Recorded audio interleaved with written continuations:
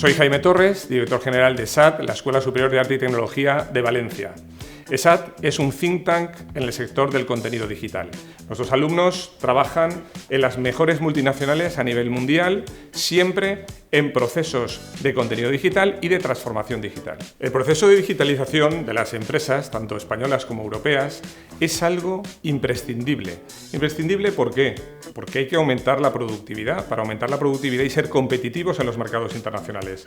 Tenemos que hacer una transformación de los procesos desde un punto de vista digital, hacer reingeniería del proceso. Una cosa que me ha llamado tremendamente la atención desde aquí, desde ESAT, que pertenecemos a cantidad de foros de innovación, cantidad de comisiones de transformación digital, es que el empresariado en general simplemente compra herramientas digitales para volver a hacer lo mismo.